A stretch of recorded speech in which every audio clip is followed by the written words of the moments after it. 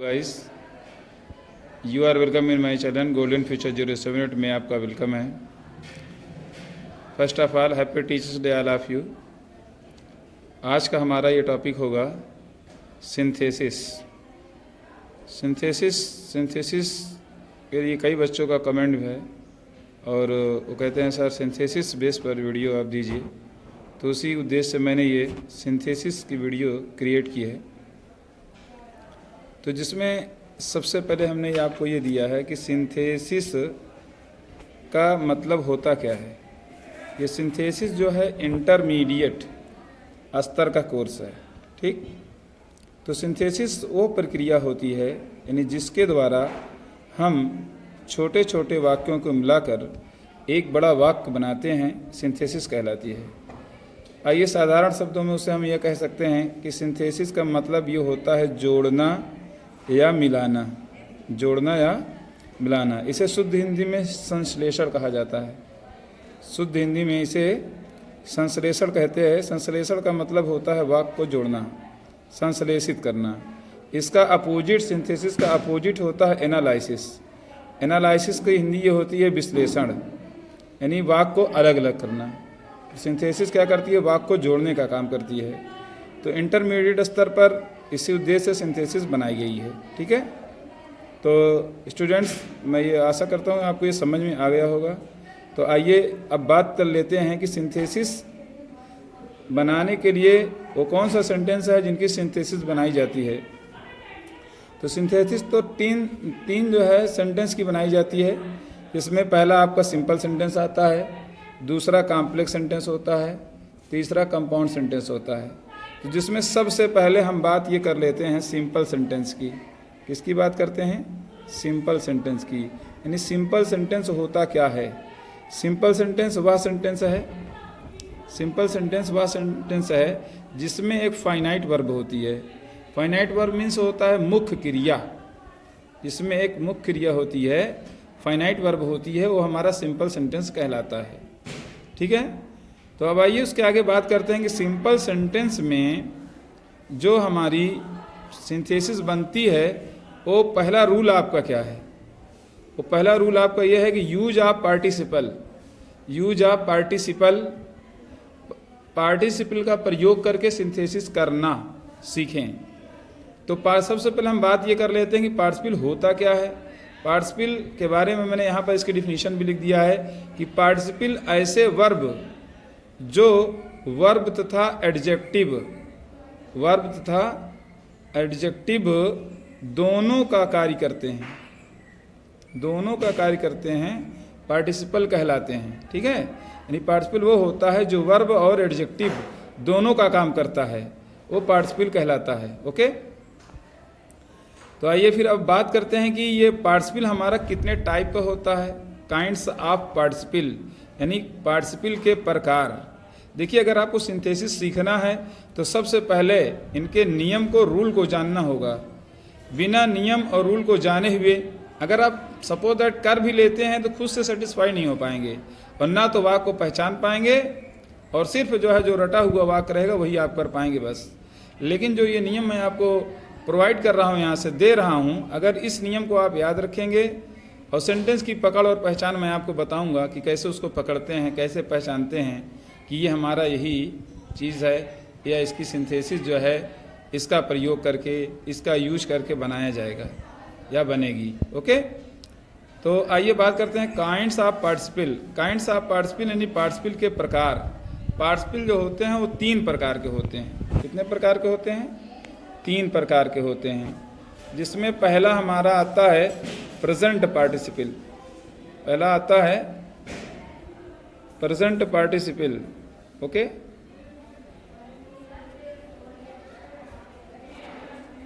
क्या आता है? Present participle. अरे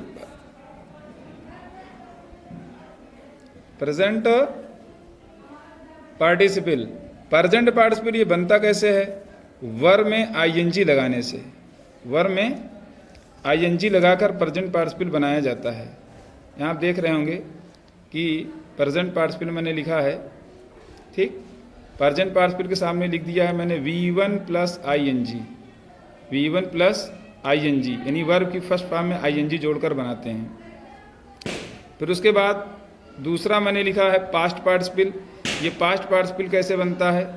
पास्ट पार्टिसिपल यानी V3 यानी वर्ब की थर्ड फॉर्म का प्रयोग करके। ये देख रहे हैं ना आप, यहाँ पर लिखा हुआ है V3 यानी वर्ब की थर्ड फॉर्म इसमें यूज होती है, और प्रेजेंट पार्टिसिपल में वर्ब की फर्स्ट फॉर्म में आईएनजी फॉर्म लगती है। और उसके बाद तीसरा मैंने ये दिया है परफेक्ट पार्टिसिपल। परफेक्ट पार्टिसिपल कैसे बनता है? हैविंग प्लस V3 यानी हैविंग के साथ वर्ब की थर्ड फॉर्म और एक्टिव वॉइस यानी एक्टिव वॉइस होगी तो, ठीक है, हैविंग प्लस वर्ब की थर्ड फॉर्म, V3 मतलब वर्ब की थर्ड फॉर्म। और अगर आपका सेंटेंस पैसिव वॉइस में दिया गया है तो वहाँ पर परफेक्ट में ही हैविंग बीन प्लस वर्ब की थर्ड फॉर्म का प्रयोग करते हैं। ये रूल होता है, इसको आप याद रखेंगे, ठीक। अब आइए मैं बात करता हूँ कि इस रूल का यूज कहाँ पर और कैसे किया जाता है, ठीक है स्टूडेंट्स। मैं आगे देने वाला हूँ आपको। आप देख रहे होंगे यहाँ पर मैंने हेडिंग डाला है प्रेजेंट पार्टिसिपल, यानी जितने भी एग्जाम्पल्स हैं यहाँ पर वो सभी प्रेजेंट पार्टिसिपल के एग्जाम्पल हैं।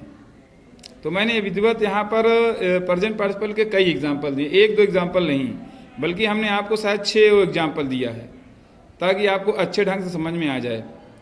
तो प्रेजेंट पार्टिसिपल में भी कई टाइप का होता है। कई टाइप का मतलब है कि मुख्यतः 3 प्रकार का होता है, और तीनों टाइप हमको समझना होगा, और तीनों ही प्रेजेंट पार्टिसिपल में ही आते हैं। जब तक हम तीनों नियम को जानेंगे नहीं, तब तक हम सही ढंग से कर नहीं पाएंगे, ठीक है। तो आइए बात करते हैं सबसे पहले पार्टिसिपल। यहाँ देखेंगे मैंने एग्जाम्पल्स लिखा है, और यहाँ मैंने फर्स्ट लिखा है, यानी फर्स्ट टाइप का जो होता है वो कैसे होता है। यहाँ पे मैंने सेपरेट दिया है ना, लिखा है ना सेपरेट, ठीक। सेपरेट के बाद हमने ये लिखा है कि he saw the lion full stop he returned home, ये दिया गया है। तो देखिए प्रेजेंट पार्टिसिपल में 2 कार्य होते हैं। जो कार्य पहले होता है उसी को हम प्रेजेंट पार्टिसिपल में बदलते हैं, और दूसरा कार्य जो होता है अक्सर पहले कार्य का परिणाम होता है। तो जैसे आप देख रहे हैं ही सा द लायन, उसने शेर देखा, ही रिटर्न होम, घर वापस हुआ। तो जो हम पार्टिसिपल बनाएंगे पहले सेंटेंस में जो ये फाइनाइट वर्ब सा है, यानी सी का सेकंड फॉर्म, इसी को हम प्रेजेंट पार्टिसिपल बना लेंगे। और अभी मैंने आपको प्रेजेंट पार्टिसिपल का रूल ये देखिए बताया है कि present participle V1 plus ING यानी वर्ब में आईएनजी लगाकर बनाते हैं। तो आइए यहाँ पर हम देखते हैं, जो मेन वर्ब है हमारी सी है, तो सी में हमने आईएनजी लगा लिया, तो क्या हो गया सीइंग। देखिए यहाँ पर सब्जेक्ट सेम मिलेगा, फर्स्ट टाइप वाले में सब्जेक्ट सेम मिलेगा और सेकेंड टाइप वाले में भी, लेकिन तीसरे टाइप वाले में सब्जेक्ट सेम नहीं मिलता है, ठीक।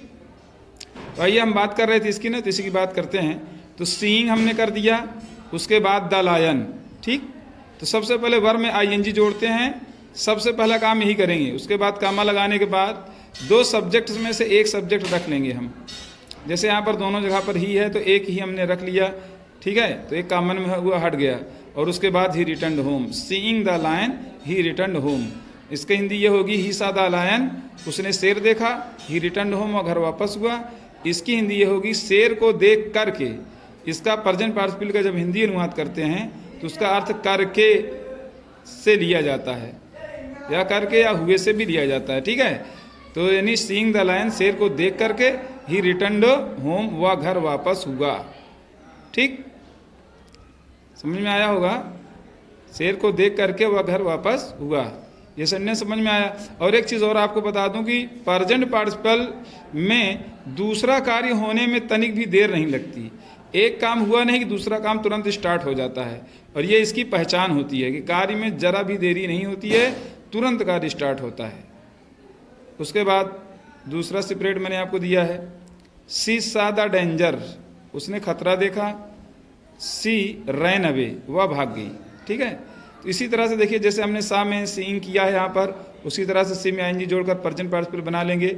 वर्ब की फर्स्ट फॉर्म में आईएनजी जोड़ते हैं, ठीक है, ना कि सा में। तो हमने यहाँ लिख दिया seeing the danger she ran away, यानी खतरे को देख करके वह भाग गई, ठीक।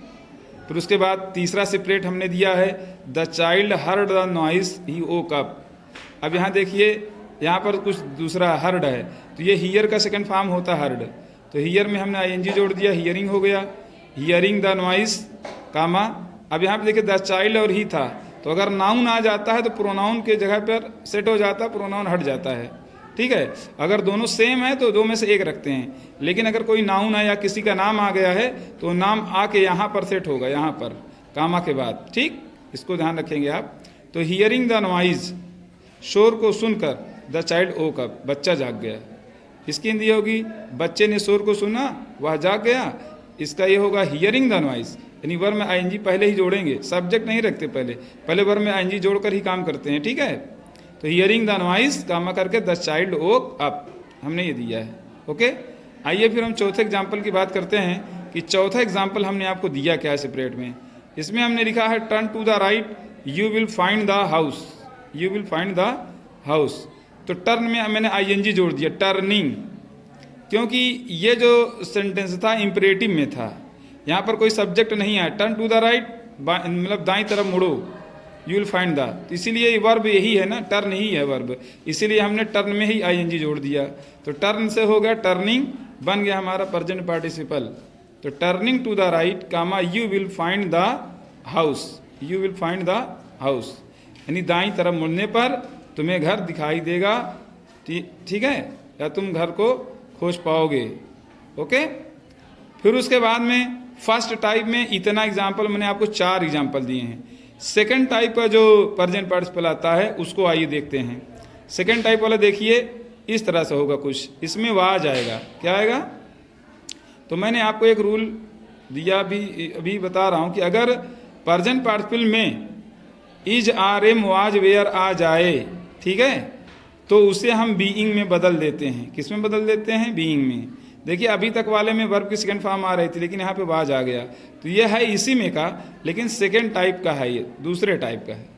तो हमने क्या कर दिया, वाज को बीइंग बदल दिया। तो being hungry, the lion was hungry, he killed the deer, शेर भूखा था उसने हिरन को मार दिया। तो इसका हो जाएगा being hungry, was is are am was were अगर कोई है तो इसे बीइंग बदल देंगे।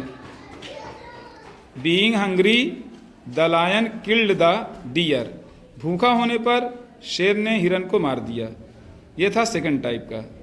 फिर उसके बाद में तीसरा टाइप का आपको मैं देता हूँ, हो सकता है तीसरा टाइप वाला आपको कुछ टफ भी पड़े, लेकिन हाँ ये है, रूल है इसका। तो मैंने कहा आपको मैं पूरी जानकारी देता हूँ, आधी अधूरी नहीं, ताकि अगर तीनों टाइप में से कोई भी एक टाइप आपके सामने आए तो आप कभी संकोच ना करें कि ये कौन सा वाला है, और मैं उसकी पूरी पकड़ और पहचान बताऊंगा कि कैसे हम पहचानेंगे ये कि यही हमारा प्रेजेंट पार्टिसिपल है। तो 3 टाइप का होता है। फर्स्ट टाइप वाला तो मोस्टली आता है, सेकेंड टाइप वाला भी आता है, थर्ड टाइप वाला ये आपको कम देखने को मिलेगा, लेकिन इसी में आता है। तो आइए उसकी मैं बात कर लेता हूँ, आइए मैं उसकी बात कर लेता हूँ। वो ये है कि आई सा ए मैन, आई सा a man he was smoking cigarette, मैंने एक आदमी को देखा वह सिगरेट पी रहा था ना। तो यहाँ पर जो भी दिया जाएगा, जैसे अ मैन है ना, देख रहे हैं आप, तो यहाँ पर इसी के बारे में बताएगा, ही वाज स्मोकिंग सिगरेट। और जो दूसरे टाइप के वाक्य होंगे ना तो बिल्कुल अलग होगा, ये इससे पहले वाले वाक्य से जुड़ा ना होगा। मतलब मैंने एक आदमी को देखा, यहाँ पर आदमी के बारे में बताया जा रहा है कि आदमी कर क्या रहा था। तो ही वाज स्मोकिंग सिगरेट, तो वह सिगरेट पी रहा था। तो जो दूसरे वाक्य में वर्ब में आईएनजी जुड़ा होता है ना, उसी को हम प्रेजेंट पार्टिसिपल बना लेते हैं। मतलब हमें बनाना भी नहीं है, मतलब कहने का मतलब बना बनाया होता है। हमको सिर्फ जो है जिसके बारे में बात की गई है उसका जो प्रोनाउन होता है और हेल्पिंग वर्ब यानी ही वाज, ये हटाकर उसको बना लेते हैं। बहुत ईजी भी होता है, लेकिन फिर समझ की बात होती है कितना आपको समझ में आ रहा है। तो इसका हम कर देंगे आई सा ए मैन स्मोकिंग सिगरेट, यानी स्मोकिंग से उठा के बना लेंगे, यहाँ पे बीच में आता है, ओके, और बाकी जगह स्टार्टिंग में आता है। जिसका कर्ता एक ना होकर अलग होता है उसका जो है बीच में प्रेजेंट पार्टिसिपल आएगा, और जिसका एक होता है वो बिल्कुल स्टार्टिंग में आता है। बस इसी के साथ फ्रेंड्स थैंक्स कहना चाहूँगा। आप वीडियो पूरा देखें, सब्सक्राइब और लाइक ज़रूर करें, ताकि नेक्स्ट वीडियो आपको अच्छी से अच्छी मिलती रहे। उम्मीद करता हूँ ये आपको समझ में आया होगा। थैंक्स।